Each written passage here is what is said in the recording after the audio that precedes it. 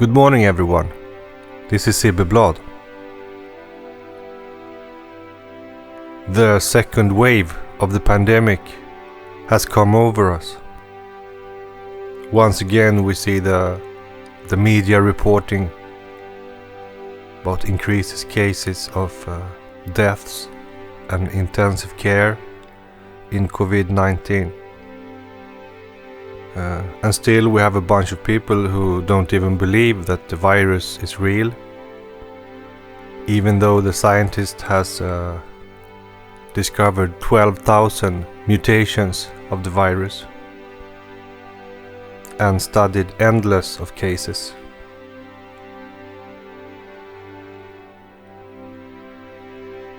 It's an interesting phenomena, this psychology. The deep denialism which come after state of shock.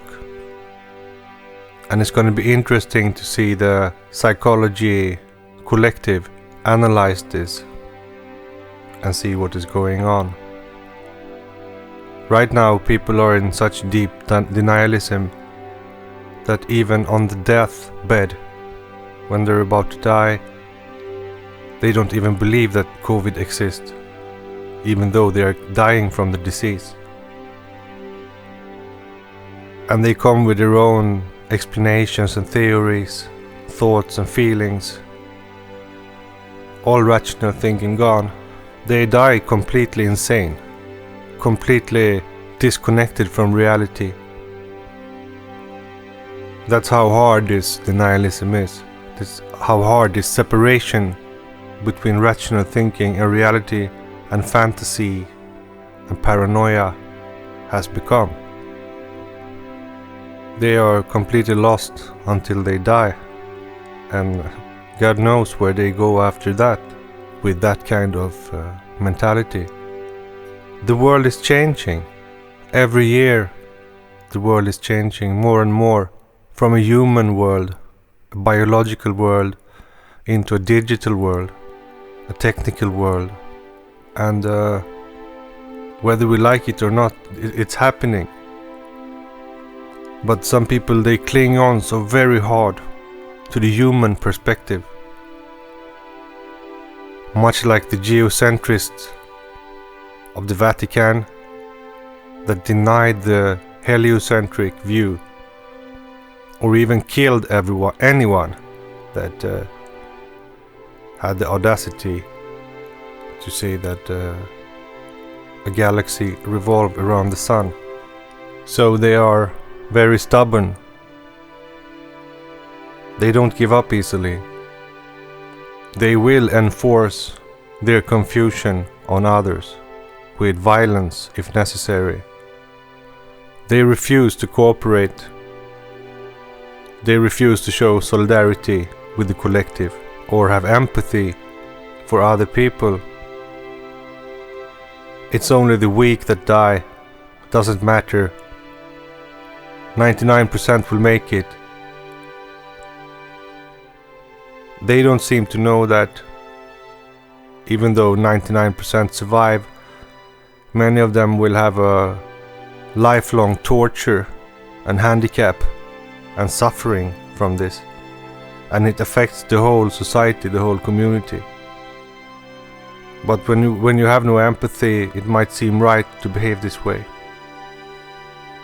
And it's out of fear, out of disobedience, anti-authoritarianism. They're antisocial, they can't handle this. And seems like it's mainly 20th century people who cling on to the old view, in the old naive ways, when everything was innocent and humanity was the pinpoint of creation. Humanity was a big project with a big future. They're still back there. And it might be that they are so connected to nature, especially the females. Women gave birth to everything, to everyone, to the entire humanity. And that's why maybe it's most alien for them with change, with changes that completely alter reality and transform everything to something else, and our anti-human, death-like world is emerging. And since the female is nature, she is the earth, she is the founder of life, maybe she have the hardest time to accept everything that is happening around us. It don't sync with their dreams and visions of the future. Females are intimately, closely connected to all life, and therefore opposed to killing the normal woman, that are still in connection with her natural instinct and knowledge. So the conspirators, the manipulators that is leading humanity astray into the darkness, they use this fear to create hysteria. And this become a mass psychosis. And this is where denialism come in. Many females, they don't want to talk about the future. They don't want to talk about it because it's way too machine-like, cold for them. While most males are studying reality and looking into this future quite untouched. Just as when men go to war and die by the millions, change is a part of the male reality. And males are quite disconnected from humanity in many ways. Life don't have the same purpose or value for them. That's why they can shoot on each other and hurt each other. So I guess they're more open for a completely technocratic future with robocops and drones and other technical solutions to uphold law and order. It's not a strange thing for male psychology. And also that maybe we need lockdown or restrictions. No problems for the male collective. This is strictly the females who have a problem with this. And males that have female psychology, that are sensitive. Because really and truly it's just a vacation, you know. Lockdown is vacation for men, hard-working men. But of course everybody worry for their family and everybody they are responsible for. And everybody are in a peculiar situation where you don't grow your own food. You're dependent on other economical structures to survive. So of course people adapt to society and the reality we live in. And for that reason is against the lockdown or restrictions or keeping distance between people.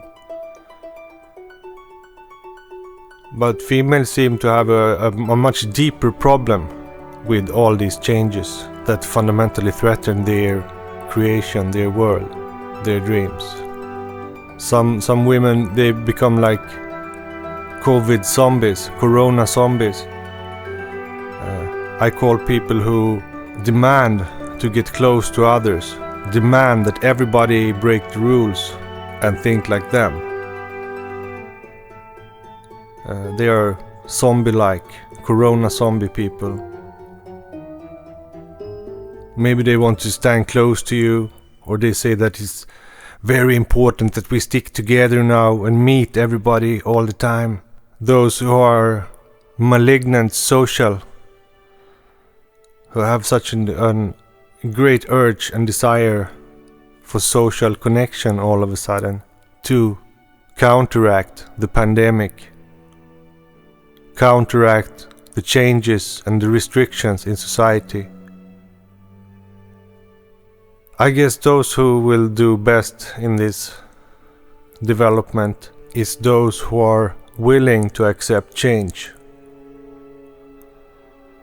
those who reach the point of infinite development, that change is the only absolute, and evolution, so they are in the mode of constant change and constant creating new things and adapting.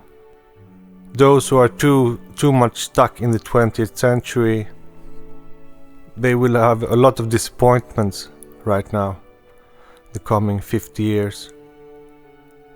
And they have to learn to let go, because the change will come whether you like it or not. It's gonna be high-tech science fiction world emerging with robots and drones and technical solutions for everything.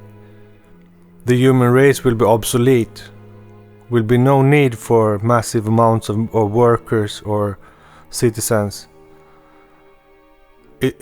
We have no use for people, for humans any longer.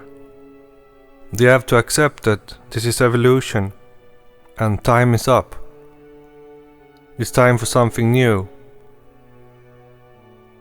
The force of the universe will continue growing itself, and we will always be a part of that process, in one way or another. But the human race as a concept is a failure, and that we all have to understand that and work with that, instead of trying to enforce this illusion more and more and more. To increase effort is not always the solution. Sometimes you have to look for new ways of being, new strategies. That is the evolutionary game. That is the business of evolving consciousness, growing light. The human species have to raise their morality. They have to get in tune, in touch with what is really happening, and use that to the maximum. Without morality and conscious decisions, conscious collective aims and goals, it will be very problematic in the robot age. Like I said, nothing will stop the robot age. Nothing will stop the development. Can't do that. You have to use the development for your advance. So the way out of this is not a physical war. It's a war of consciousness, of intelligence, of becoming wiser and smarter. That's our mission, that's our task. It's to develop divine consciousness, eternal consciousness. So the more we are in line with that, the better. The physical human Maya, the illusion reality, which is a pre-stage to higher forms of life. That is not the ultimate destiny or the ultimate reality. And materia, matter, mother might be resistant in this process. But it can't be stopped. It have to be embraced. The changes have to be embraced. Destiny must purposely, consciously be directed. It's not going to happen by itself. Nature won't magically save itself. Nature adapts to everything. Whatever you give to nature, it adapts. It's reality. When we destroy the forest, there's a certain result of that. That's the result we live in. And conscious life won't disappear from Earth, and everything going back to a natural environment with a natural human species will never happen. We're at the point of development of consciousness, and we have to deal with this. We have to learn this as a collective species. There's no way around it. But we can't forget to be loving and smart and conscious in this process too. And demand for a sane leadership, a mentally sane, non-corrupted leadership that represent the collective dreams of humanity and all the mothers on earth. Because I'm sure they will accept change if they see there's a place for their offspring or their race in the future.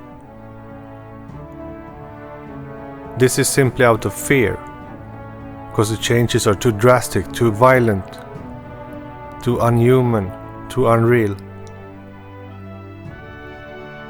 And that's what the COVID pandemic has become, to represent a threat, and therefore causing a lot of opposition for the female psychology. And the conspiracy industry, they thrive on this paranoia. They thrive on these primitive urges to make their money. And that's why they're spreading the myths all the time. And great actors within this industry, like Alex Jones, David Icke, and other people that I myself used to listen a lot to in the old days. They are simply populist, trying to make money out of a concept. So they will feed the audience with what the audience want to hear, to make them excited and to pay money for this. Money is the main drive behind all of their actions, all of their works, all of their words. Is to get attention. They're attention seekers, because that give money. And the more they spread these myths, the more they will be able to manipulate the outcome, they think. But really they don't care about the consequences in terms of other people. Humans are objects to squeeze money from by any means. Just like the Christian priests that make a lot of money, this reverence with big crowds making mentally insane stuff to make more money, like clowns that make the show more spectacular all the time. This is how the conspiracy industry has become. And it seems also like this is a way to cover up real conspiracy, to make people who see beyond the official story seem like nuts, like crazy people. So that's why they're spreading the myths, to discredit true investigating, penetrating consciousness of the human species. And it can be quite disappointing that things that you used to believe as a young idealist, it just crumbles and falls together. It was just lies. Fantastic, magnificent lies that made you feel good and excited at times. But it was just disinformation, most of it. Of course, all lies are built on truth, that 80% are true and 20% are completely fake. And in that way you believe in that. How ridiculous it might be or might sound, you're gonna believe that. It's like the base rate fallacy, also called base rate neglect or base rate bias. It's a fallacy if presented with related base or information, general information on prevalence, and specific information pertaining only to a specific case. People tend to ignore the base rate in favor for the individuating information rather than correctly integrating the two. An example of the base rate fallacy is the false positive paradox. This paradox describes situations where there are more false positive test results than true positives. For example, 50 of 1,000 people test positive for an infection, but only 10 have the infection, meaning 40 tests were false positives. This probability of a positive test results in the determined not only by the accuracy of the test, but by the characteristics of the sampled populations. When the prevalence, the proportion of those who have a given condition, is lower than the test's false positive rate. Even tests that have very low chance of giving a false positive in an individual case will give more false than true positives overall. The paradox surprises most people. Denialism is a person's choice to deny reality as a way to avoid a psychologically uncomfortable truth. Denialism is essentially irrational action that withholds the validation of an historical experience or event. When a person refuses to accept an empirically verifiable reality. So when they oppose the COVID, they go against a well-established, researched reality founded on empirical studies. Can't be denied, can't be questioned. Yet these people keep dreaming, creating a fake world, a fake reality, because they're so uncomfortable with the truth. And I welcome the restrictions and lockdowns. I have been irritated many years that the humans deal with diseases and let diseases flow and thrive in their society like it's a normal thing to be sick. I think most of the diseases are nasty, ugly shit that we don't need. And it's only because of our unconscious behavior collectively that these diseases are able to spread around. People take their sick kids to kindergarten, people go to work sick, people go in the public transportation sick. That disgusts me. That's low consciousness behavior. It's not human, it's not good, it's not something we should share. So therefore I welcome these restrictions. I think it's good that we go to a higher level of being, of acting and living in a higher frequency, a higher intelligence, where we are conscious of the consequences of all our actions. It's not bad. I welcome that. And also that it will show if we are able to take care of our own future and our own reality, and we are responsible for that. It's a test, it will show. And probably even much more worse diseases will come. So this could be a rehearsal for behavior. Learn how to behave to survive such catastrophes. So it's nothing bad. And it also showed the vulnerability of the unnatural society, of the city civilizations. We have to get back to a more biological life. As the technology increases, we have to be much more aware of nature and to make this to a perfect match. And use technology to advance nature and the purpose and function of nature. And be a constructive, positive force in the world, in the universe.